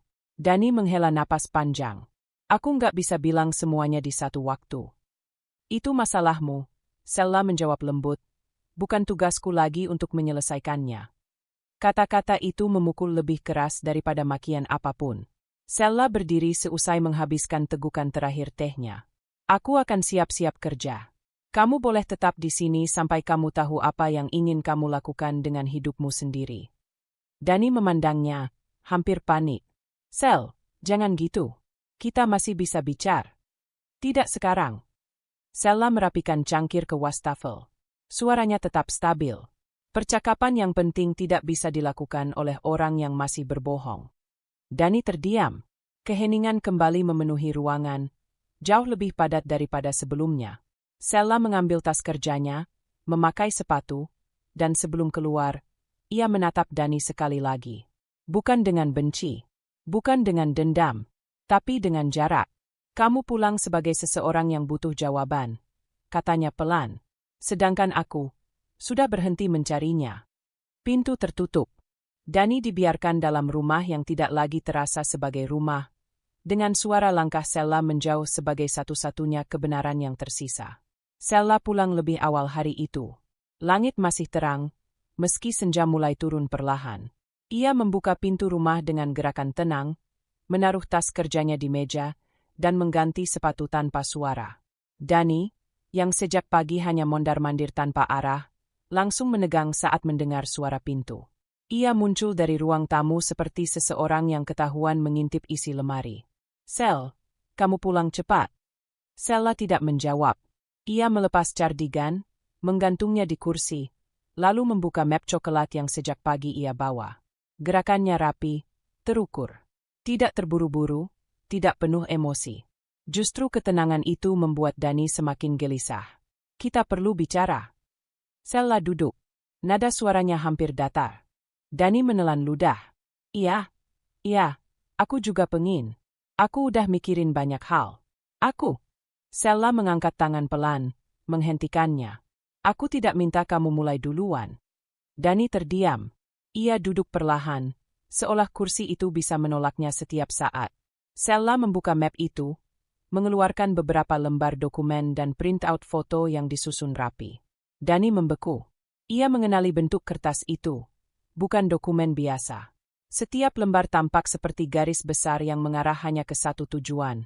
Kebenaran yang ia hindari. Sella meletakkannya satu persatu di meja. Tidak terburu-buru. Tidak dramatis. Hanya, pasti. Ini, katanya sambil mendorong lembar pertama ke arah Dani. Rekap jadwal rumah sakit yang kamu klaim sebagai jadwal berobat. Tidak ada nama kamu di dalamnya. Tidak ada pendaftaran. Tidak ada pemeriksaan. Dani mencoba tersenyum ragu. Sel, kamu tahu sistem rumah sakit luar negeri kadang beda. Bisa jadi datanya. Dani, hanya satu kata. Tapi nada Sella membuat kebohongan itu mati sebelum keluar sepenuhnya. Ia menggeser lembar kedua. Ini CCTV hotel. Kamu masuk bersama Jessica. 2 kali. Dani memalingkan wajah, memijit pelipis. Itu kebetulan. Sel, kita memang ke hotel yang sama, tapi... Dan menginap di kamar yang sama. Sella tidak menaikkan suara. Justru ketenangan itu seperti kaca bening yang memantulkan seluruh kepanikan Dani. Aku bisa jelasin. Dani berusaha lagi. Saat itu kamu sebenarnya ingin meyakinkan siapa? Sella menyandarkan tubuh, menatapnya tanpa amarah. Aku atau dirimu sendiri? Dani menutup mulut. Sella melanjutkan, membuka lembar ketiga. Ini, katanya, rekam jejak transaksi kamu 2 hari sebelum berangkat. Transfer ke rekening Jessica. Puluhan juta. Dani terkejut. Ia bahkan tidak ingat kapan Sella bisa mendapatkan catatan itu. Sel, aku cuma bantu dia. Dia bilang butuh. Kamu tidak perlu menjelaskan. Potong Sella, masih tanpa emosi. Aku sudah tahu. Dani terpaku. Kalau kamu sudah tahu, kenapa kamu tanya? Sella menghela napas pelan. Aku tidak bertanya. Aku hanya menunjukkan bahwa kebohonganmu tidak lagi relevan. Ketegangan itu membuat ruangan serasa mengecil. Dani ingin berdiri, ingin pergi, ingin membantah, tapi kaki dan mulutnya sama-sama kehilangan fungsi. Ia memandangi foto-foto itu, gambar dirinya dengan Jessica, tersenyum samar, berjalan berdampingan, masuk ke resepsionis hotel. Sella, panggilnya pelan. Aku hilaf. Aku, lagi kaca. Jessica juga, dia yang mulai, aku cuma ke bawah. Demi Tuhan, aku nggak mau hubunganku sama kamu hancur cuma gara-gara. Gara-gara. Sella memiringkan kepala, suaranya halus. Menurutmu apa yang kamu lakukan kemarin-kemarin itu hanya hal kecil? Dani langsung menunduk. Aku salah. Aku ngaku. Aku minta maaf. Maaf tidak menghapus bukti. Sella merapikan kembali lembaran-lembaran itu. Ketika ia menyatukannya, suara gesekan kertas terdengar lebih keras daripada kata apapun yang keluar dari mulut mereka. Aku? Dani tersedak kata-kata yang ingin ia keluarkan. Aku bisa berubah. Sella memandangnya lama. Begitu lama sampai Dani merasa ketelanjangannya bukan soal tubuh, tapi soal seluruh kebohongan yang kini tak punya tempat bersembunyi. Aku yakin kamu bisa berubah, katanya akhirnya. Tapi perubahanmu bukan tugasku lagi. Dani tersentak. Sel, jangan bilang begitu. Aku tidak pergi. Sella berkata perlahan. Aku hanya untuk menjaga diriku, untuk menjaga kewarasanku. Dan untuk memberi kamu ruang menghadapi akibat dari pilihanmu. Sel, please. Dani bersimpuh sedikit, suaranya parau. Jangan matiin aku kayak gini. Sella menutup map, meletakkannya di ujung meja seolah meletakkan beban paling berat yang akhirnya ia lepaskan. Aku tidak mematikan siapapun, Dani. Kamu yang menempatkan dirimu di sini. Dani menggigit bibir sampai hampir berdarah. Aku masih suami kamu. Suami yang pulang dengan kebohongan, jawab Sella lembut. Dan aku tidak bisa berdiri di samping seseorang yang tetap memilih berbohong bahkan ketika bukti sudah ada di depan mata. Sella berdiri. Dani ikut berdiri spontan, seakan takut jarak mereka akan berubah menjadi jurang. Sel, aku janji, setelah ini aku bakal. Kamu bisa melakukan apapun yang kamu mau. Sella mengambil tas kecilnya. Tapi bukan untukku. Aku butuh ruang, dan kamu butuh waktu untuk jujur pada dirimu sendiri. Sella berjalan ke pintu. Dani meraih udara, bukan bahunya. Ia tidak berani menyentuhnya. Sella, tolong. Sella membuka pintu. Cahaya luar masuk, menembus batas di antara mereka. Sampai kamu tahu kebenaran apa yang ingin kamu ucapkan, katanya pelan, kita tidak bisa bicara. Pintu tertutup. Dan Dani berdiri di tengah ruangan, dikelilingi oleh bukti yang tidak lagi bisa ia bantah, tidak lagi bisa ia tutupi, tidak lagi bisa ia sembunyikan, bahkan dari dirinya sendiri. Siang itu rumah Sella sunyi, hanya suara angin yang menggerakkan tirai tipis di dekat jendela. Sella baru selesai menyiapkan teh ketika bel rumah berbunyi keras. Terlalu keras untuk sebuah kunjungan biasa. Ia menoleh singkat, tidak menunggu siapapun. Tidak mengharapkan siapapun. Bel berbunyi lagi. Kali ini lebih lama, lebih memaksa. Sella membuka pintu. Jessica berdiri di sana, wajahnya lusuh, rambutnya setengah berantakan, make-upnya luntur seperti seseorang yang sudah menangis sepanjang jalan. Ia memeluk tas kecilnya erat-erat, seolah itu satu-satunya yang menyatukannya dengan dunia. Sel, suara Jessica nyaris patah. Boleh aku masuk? Sella memandangnya tanpa reaksi. Tidak. Jessica tertegun, kemudian buru-buru merapikan rambutnya seolah keapikan visual bisa memperbaiki kesalahan yang ia lakukan. Aku cuma mau bicara sebentar. Aku nggak punya niat jahat. Sama seperti waktu kamu masuk ke kehidupan orang lain tanpa izin. Sella tidak menaikkan suara. Justru ketenangan itu membuat Jessica tampak semakin kecil. Jessica menggigit bibir. Aku tahu aku salah. Makanya aku datang. Aku hanya pengen jelasin dari sisiku. Tidak perlu. Sella hendak menutup pintu, tapi Jessica cepat menahan dengan tangan. Please, Sella, setidaknya dengar aku 5 menit. Tatapannya mencari simpati seperti seseorang yang terbiasa mendapatkan celah melalui belas kasihan orang lain. Sella memiringkan kepala, mengamati.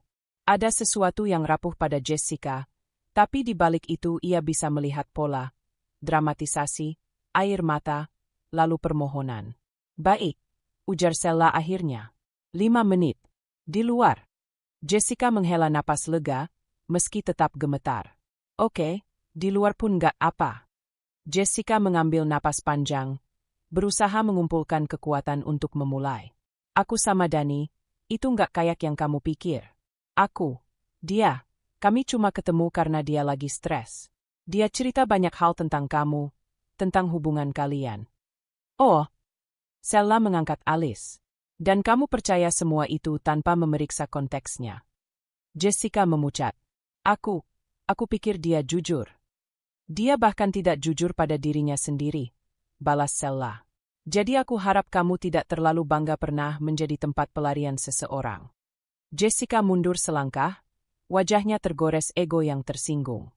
Kamu pikir aku pengin semua ini? Kamu pikir aku bangga? Aku juga korban, Sel. Dani bilang dia sedang tidak bahagia? Merasa kamu lebih mengerti? Merasa kamu memberikan hal yang tidak ia dapatkan di rumah? Sella menyebutkan semuanya tanpa jeda, membuat Jessica terdiam. Jessica menelan ludah. Dia bilang begitu. Laki-laki yang selingkuh, ujar Sella datar, hampir selalu bilang begitu. Hening. Jessica kehilangan kata-kata, bukan karena ia tidak tahu, tapi karena ia tidak menyangka Sella begitu tegas, begitu tidak tergoyahkan. Ia datang siap untuk drama, untuk menangis, untuk memohon, tapi bukan untuk dihantam dengan realitas. Aku tahu dia salah. Jessica mencoba lagi. Tapi aku benar-benar jatuh cinta sama dia. Aku pikir dia bakal pilih aku. Tapi dia malah pergi. Sel. Dia nggak jawab chat aku. Dia blok aku. Sella mengangguk pelan. Itu karena kamu tidak lagi berguna untuk menutupi lukanya. Jessica mengerutkan alis, seperti ditampar oleh kenyataan. Apa maksudmu? Dani memakai kamu sebagai pelarian, kata Sella, kali ini suaranya lebih lembut tapi jelas. Dan sekarang semua sudah terbuka. Pelarian itu tidak lagi dibutuhkan. Jessica tampak tercekik. Bukan cuma pelarian. Kami punya hubungan, Kalian punya kebohongan yang sama, potong Sella. Bukan hubungan. Jessica terdiam lama. Matanya memerah lagi, tapi bukan karena kesedihan. Lebih seperti kepanikan seseorang yang akhirnya melihat nilai dirinya ditentukan oleh orang lain, bukan oleh diri sendiri. Aku datang bukan untuk berdebat, katanya akhirnya. Aku cuma butuh kepastian. Kamu itu orangnya tegar dan benar. Aku cuma mau tahu. Apa kamu bakal ninggalin Dani? Kalau iya, mungkin aku masih punya kesempatan. Kali ini Sella tersenyum, tipis, dingin, dan begitu menegaskan batas. Kesempatan apa yang kamu kejar, Jessica? Kesempatan menjadi pilihan kedua? Pilihan darurat? Atau pilihan sementara sampai Dani menemukan pelarian lain? Jessica tercekat, tersinggung tapi tidak punya amunisi untuk melawan. Suaranya hampir tidak terdengar. Kedatanganmu ke sini, ujar Sella sambil menatapnya langsung, tidak mengubah apapun, tidak memengaruhi keputusanku, tidak membuatku membenci atau memaafkan Dani, tidak membuatku merasa lebih baik atau lebih buruk dari kamu. Kamu datang karena kamu berharap aku rapuh. Sayangnya, aku tidak sedang berada di posisi itu. Jessica menggeleng cepat. Aku bukan mau jatuhin kamu. Kamu datang untuk mendapatkan validasi, Sella menyimpulkan. Untuk memastikan kamu tidak salah dalam memilih pria yang salah. Jessica menutup wajah dengan kedua tangan. Aku cuma nggak tahu mau kemana. Pergi ke tempat yang tidak memaksamu menjadi bayangan orang lain, jawab Sella pelan. Jessica menurunkan tangan, menatap Sella lama, seolah mencoba memahami bagaimana seseorang bisa tetap berdiri kokoh bahkan ketika dunianya sendiri sedang runtuh. Jadi kamu nggak mau aku di sini? Suara Jessica serak. Tidak, jawab Sella jujur. Karena ini bukan tempatmu. Hening lagi. Namun kali ini Jessica tahu hening itu final. Ia mundur selangkah. Lalu satu langkah lagi. Air mata jatuh, tapi tanpa suara. Bukan tangis yang mencari simpati. Lebih seperti tangis seseorang yang akhirnya menyadari betapa jauh ia telah tersesat. Terima kasih, setidaknya kamu mau dengar, kata Jessica lirih, sebelum berbalik. Sella tidak menjawab. Ia hanya menutup pintu perlahan, tanpa kemarahan, tanpa dendam, hanya sebuah batas yang jelas. Di luar, langkah Jessica menjauh. Di dalam, Sella berdiri sendiri dalam ketegasan yang ia pilih sendiri. Dan untuk pertama kalinya, rumah itu terasa tidak sesunyi sebelumnya. Karena kali ini, keheningan itu adalah bagian dari kekuatannya. Pagi itu udara terasa lebih berat dari biasanya. Seperti ada sesuatu di lingkungan sekitar yang bergerak lebih cepat daripada gosip yang biasanya beredar pelan. Sella baru saja keluar dari kamar ketika ia mendengar bunyi getar ponselnya berturut-turut. Grup kantor, grup keluarga, pesan pribadi, semuanya bergerak bersamaan, menyodorkan potongan informasi yang serupa namun dari arah berbeda. Ia membuka salah satu. Sebuah tangkapan layar dari status seseorang. Wajah Dani muncul di sana, letih, kusut, dan tampak tidak asing lagi bagi Sella setelah akhir-akhir ini melihatnya hanya dari kejauhan. Tapi yang membuat gambar itu menjadi pusat perhatian adalah komentar di bawahnya. Katanya pergi kerja, ternyata plesiran sama cewek kantor. Kacian istrinya. Mana gaya sok-sok family man kemarin? Sella menarik napas perlahan. Tidak terkejut. Hanya menyadari bahwa apa yang ia jaga diam-diam selama berbulan-bulan akhirnya runtuh tanpa ia perlu mendorongnya sedikit pun. Telepon berdering. Nama ibunya muncul di layar, tapi Sella tidak mengangkat. Ia ingin menenangkan udara di dadanya sebelum menghadapi gelombang pertanyaan dari orang-orang terdekat. Di tempat lain, Dani berdiri di depan pintu kantornya dengan wajah pucat. Ia baru tiba 5 menit lalu dan sudah melihat 4 rekan kerja berdiri sedikit menjauh sambil berbisik-bisik. Ketika ia melangkah, pembicaraan mendadak berhenti. Seperti ada tombol jeda yang ditekan bersamaan. Pagi, dan, ucap salah satu rekan, pura-pura santai. Dani mengangguk, tapi dari sudut matanya ia bisa melihat tatapan lain. Tatapan yang biasanya hangat ketika ia datang, kini berubah menjadi tajam memeriksa, mencoba mencocokkan rumor dengan kenyataan. Ia masuk ke ruangannya dan mendapati manajernya, Pak Rudi, sudah ada di sana. Raut wajah pria itu tidak seperti biasanya. Tegang, canggung, dan tampak bingung harus mulai dari mana. Kamu duduk dulu, katanya. Dani menurut, meski tengkuknya terasa dingin. Ada apa, Pak? Pak Rudi menghela napas panjang. Ada laporan yang masuk dari klien dan beberapa rekan soal foto-foto yang beredar, dan beberapa chat yang katanya bocor dari nomor kamu. Dani memucat. Itu nggak benar, Pak. Siapapun bisa kok ngedit, terus. Dani, suara Pak Rudi tegas sekarang. Kamu bisa jelasin ke saya, tapi kamu nggak bisa cegah orang buat percaya yang mereka lihat. Dani menunduk, menggenggam lututnya tanpa sadar. Saya cuma lagi ada masalah keluarga, Pak. Semuanya dibesar-besarkan. Pak Rudi menatapnya lama. Saya nggak mau ikut campur urusan rumah tangga kamu. Tapi kamu harus tahu posisi kamu di kantor ini. Reputasi itu aset, dan sekarang, banyak yang mempertanyakan kejujuran kamu. Termasuk soal perjalanan ke Singapura kemarin. Nota, laporan biaya, jadwal meeting, semuanya nggak sinkron. Dani terdiam. Ketidakjujuran yang ia pikir bisa dikendalikan kini berbalik menamparnya di depan orang yang paling ia hormati. Saya minta kamu istirahat dulu beberapa hari, lanjut Pak Rudi. Kantor lagi panas. Situasi kayak gini, kamu nggak bisa fokus juga. Dani ingin membantah, tapi suaranya tertahan. Ia hanya mengangguk, pasrah. Ketika ia keluar dari ruangan, beberapa pasang mata kembali mengikuti langkahnya. Ada yang langsung mengalihkan pandangan, ada yang justru menatap tanpa malu-malu. Dani merasakan tubuhnya ringan, seperti kehilangan pijakan. Semuanya terasa berputar. Sella menerima panggilan ketika sedang melipat pakaian. Nama sepupunya, Intan. Sel, kamu udah lihat? Sudah, jawab Sella singkat. Kamu nggak apa-apa? Mau aku ke sana? Atau mau cerita? Ini udah ramai banget. Loh. Sella tersenyum kecil meski Intan tidak bisa melihatnya. Aku baik-baik saja. Tidak ada yang terjadi mendadak. Semua yang orang-orang baru tahu, aku sudah tahu jauh lebih dulu. Intan terdiam sejenak. Ya Tuhan, kamu kuat banget sih. Kekuatan itu bukan pilihan, ujar Sella. Kadang kita cuma punya satu jalan. Setelah telepon ditutup, Sella kembali menata lipatan pakaian. Gerakannya stabil, teratur, seperti ia sedang mengembalikan ritme hidupnya sendiri. Berbeda dari seminggu lalu ketika rumah ini penuh dengan sisa-sisa kesedihan. Hari ini, kediaman itu menjadi perlindungan. Ia tidak menambah bensin ke api reputasi Dani yang terbakar di luar sana. Tidak membuat status. Tidak membalas komentar. Tidak membongkar kebenaran dengan sengaja. Tidak berniat menjatuhkan siapapun.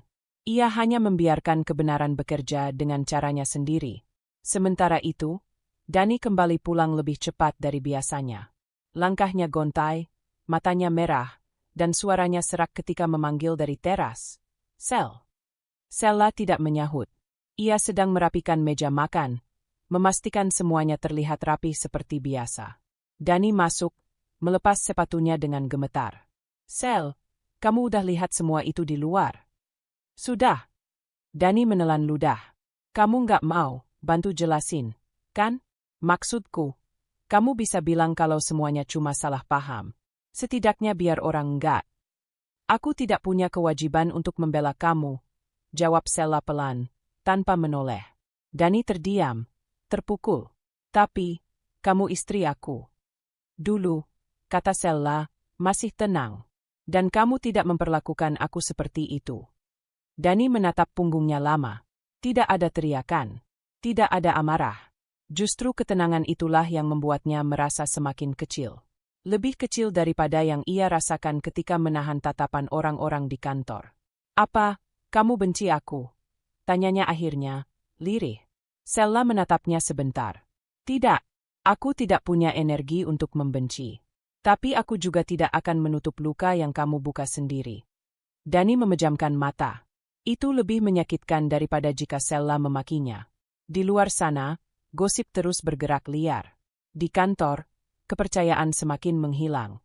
Di antara kerabat, nama Dani mulai digandakan dengan rasa iba, sindiran, dan gelengan kepala. Dan semuanya terjadi tanpa satu gerakan pun dari Sella.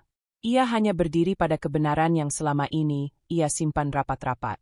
Dan kebenaran itu, pelan tapi pasti, meruntuhkan Dani dari dalam. Pagi itu terasa berbeda, bukan karena sesuatu yang besar terjadi, melainkan karena keheningan rumah tidak lagi terasa menekan. Sella bangun dengan pernapasan yang lebih stabil, tanpa bayang-bayang kesedihan yang biasa menggantung di sudut pikirannya. Ia duduk di tepi ranjang, menatap jendela yang sudah terbuka sedikit sejak semalam. Udara segar masuk, membawa aroma tanah dari halaman yang baru disapu hujan dini hari. Ada ruang kosong di dadanya, bukan kekosongan yang menyakitkan, melainkan ruang yang akhirnya siap untuk dipenuhi hal baru. Langkahnya ke dapur ringan. Ia membuat teh, duduk, dan membiarkan kehangatan cangkir menenangkan telapak tangannya. Di meja terdapat tumpukan dokumen yang seminggu terakhir ia rapikan. Rekening pribadi, polis asuransi, rencana tabungan, arsip kerja. Tidak ada yang buru-buru. Tidak ada yang memaksanya mengambil keputusan besar hari ini. Tapi ada arah. Itu saja sudah jauh lebih berharga daripada apapun. Ponselnya berbunyi. Ternyata dari Arini, rekan kerjanya. Sella, kamu sempat baca email pagi ini? Belum. Sella membuka email kantor. Ada pesan dari HR. Pengumuman kesempatan seleksi internal untuk posisi supervisor baru. Departemen yang sama, tapi tugas lebih besar, tanggung jawab lebih jelas, dan ruang belajar yang lebih luas. Sella membaca detailnya perlahan. Deadline pendaftaran seminggu lagi. Ia tidak langsung mengangguk atau menandai untuk nanti. Ia hanya membiarkan informasi itu masuk dan diam sebentar, menilai apakah ia siap. Bukan siap secara emosional, itu relatif. Tapi siap secara mental, untuk melangkah lagi ke dunia yang selama ini sering ia sisihkan karena terlalu fokus menyelamatkan rumah tangga yang ternyata sudah rapuh sejak lama. Ia berdiri perlahan, mengambil buku catatannya, dan mulai membuat poin.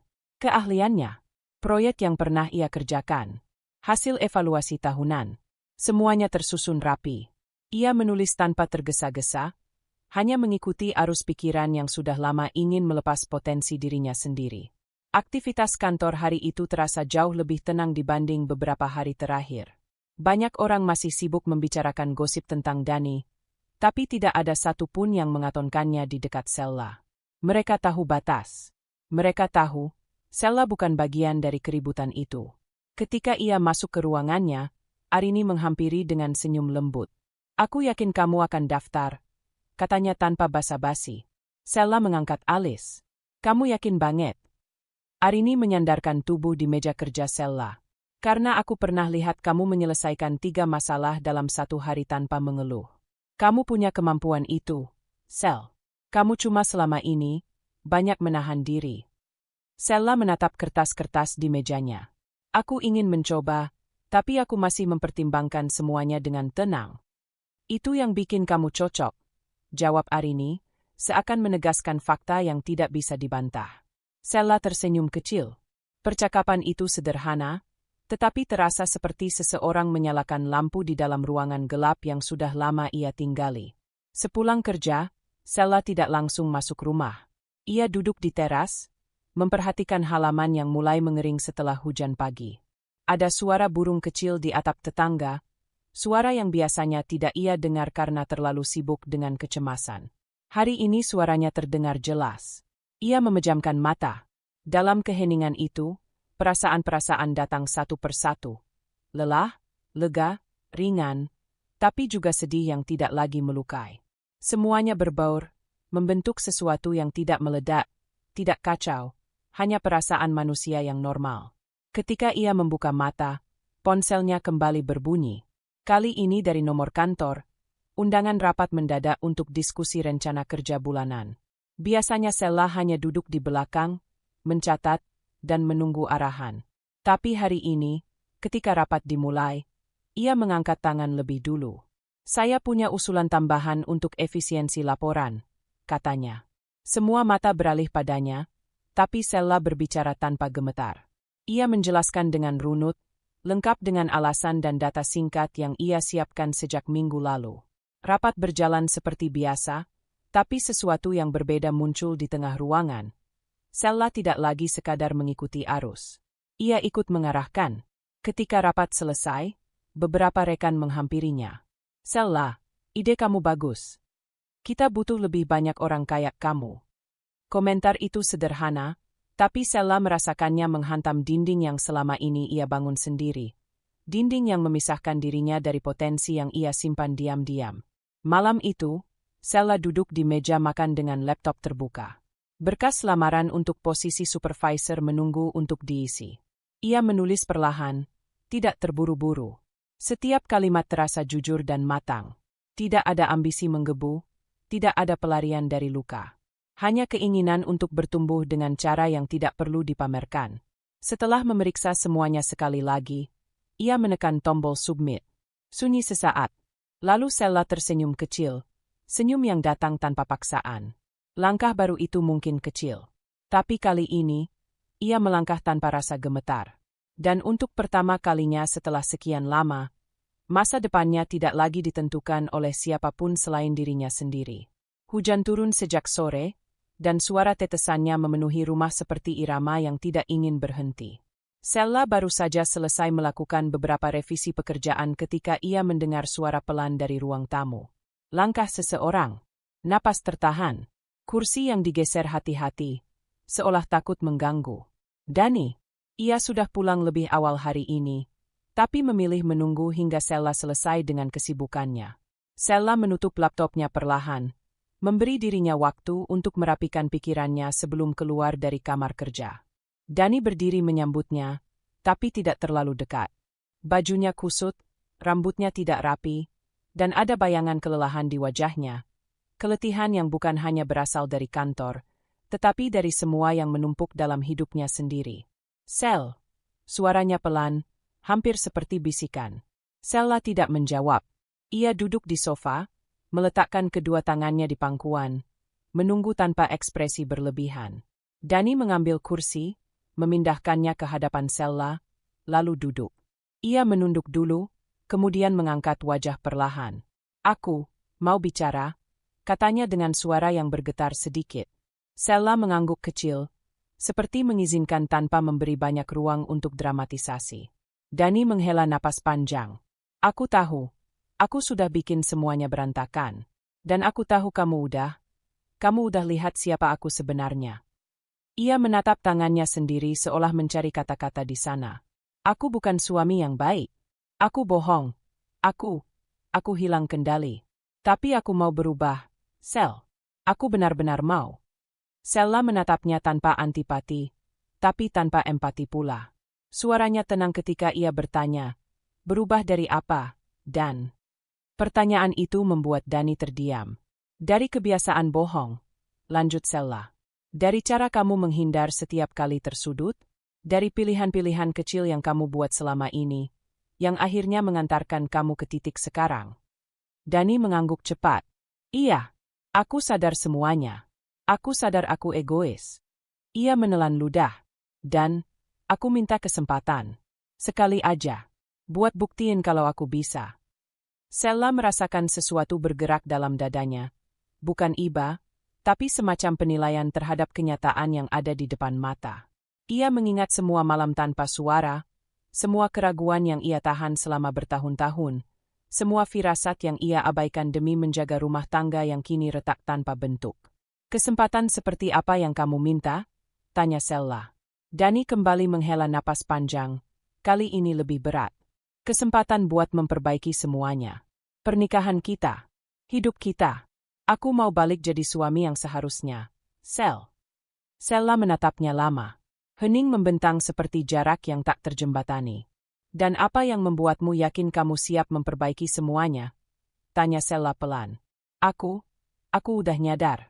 Aku kehilangan banyak hal, Sel. Di kantor orang udah nggak percaya sama aku. Di keluarga, aku malu.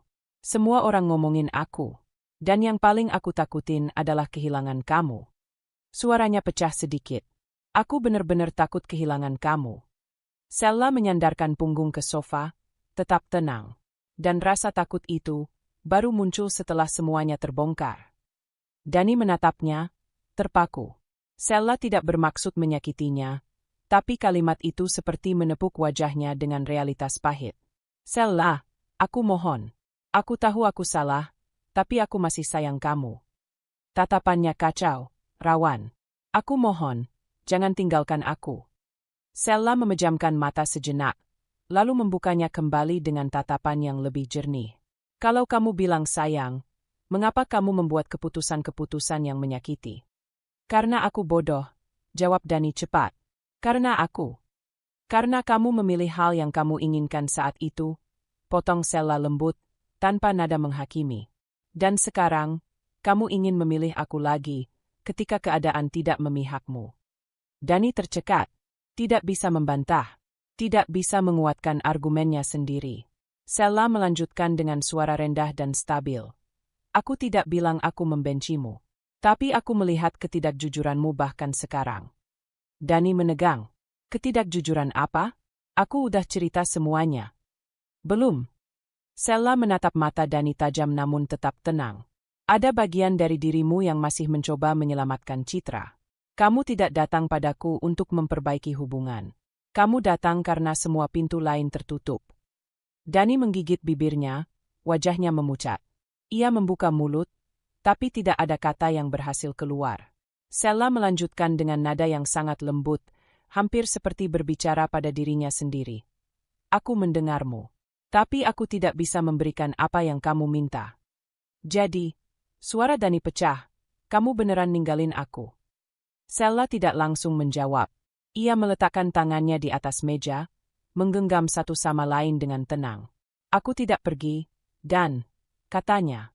Aku hanya berhenti mengejar sesuatu yang tidak bisa aku perbaiki sendiri. Dani menunduk begitu dalam, bahunya bergetar ringan. Ia berusaha menahan tangis, tetapi suaranya tidak bisa stabil lagi. Tolong, Sel, tolong. Sela berdiri perlahan. Langkahnya tidak gontai, tidak ragu. Ia berdiri sebagai seseorang yang menemukan pijakan baru. Aku akan memberi waktu, katanya. Tapi bukan kesempatan seperti yang kamu bayangkan. Dani mengangkat wajah dengan cepat, berharap. Sela menggeleng pelan. Waktu untuk kamu menghadapi dirimu sendiri. Tanpa aku menanggung bebannya. Hujan di luar semakin deras. Sela berjalan ke kamar, meninggalkan Dani yang duduk dengan kepala tertunduk, memeluk dirinya sendiri dalam keheningan yang tak mampu ia lawan. Dan di dalam hati Sella, sebuah keputusan sudah dibuat. Bukan keputusan yang terburu-buru. Bukan untuk melarikan diri. Tapi untuk akhirnya menjaga dirinya sendiri. Pagi itu rumah terasa berbeda. Udara yang biasanya berat kini mengalir lebih ringan. Seolah dinding-dindingnya ikut melepaskan sesuatu yang selama ini menekan. Sella menatap meja kerjanya. Tertata, rapi. Tidak ada lagi tumpukan kertas yang ia biarkan mangkrak ketika hidupnya masih kacau. Kini semuanya tersusun dengan logis, seperti pikirannya sendiri. Ia sudah bangkit sebelum matahari muncul, menyelesaikan beberapa laporan, membuat rencana kerja mingguan, dan menandai agenda penting yang selama ini tertunda. Tidak ada yang khusus hari ini, namun semuanya terasa seperti awal baru yang tidak perlu diumumkan. Ia hanya sudah sampai pada titik itu. Teleponnya bergetar pelan di meja. Nama yang muncul bukan kejutan, Dani. Belakangan ia beberapa kali mencoba menghubungi. Nada pesannya selalu sama, meminta waktu, kesempatan, dan ruang yang dulu ia abaikan. Sella mengangkat telepon itu dengan tenang. Tidak ada lagi gemuruh di dadanya, hanya kesadaran bahwa ini mungkin percakapan terakhir yang benar-benar berarti. Sel, suara Dani terdengar serak di seberang, penuh kelelahan dan sisa-sisa rasa malu yang ia coba tekan. Aku cuma ingin bicara sebentar. Sella menatap jendela. Matahari mulai naik, menyinari lantai kayu yang selama ini terasa dingin. Bicara sajalah. Dani menarik napas panjang, seperti seseorang yang mengumpulkan keberanian untuk mengatakan sesuatu yang sudah terlambat berminggu-minggu. Aku tahu semua ini salahku. Aku tahu aku sudah hancur. Reputasi aku gitu, bukan cuma soal uang, atau tentang Jessica, tapi tentang semuanya. Aku cuma mau bilang aku nyesel.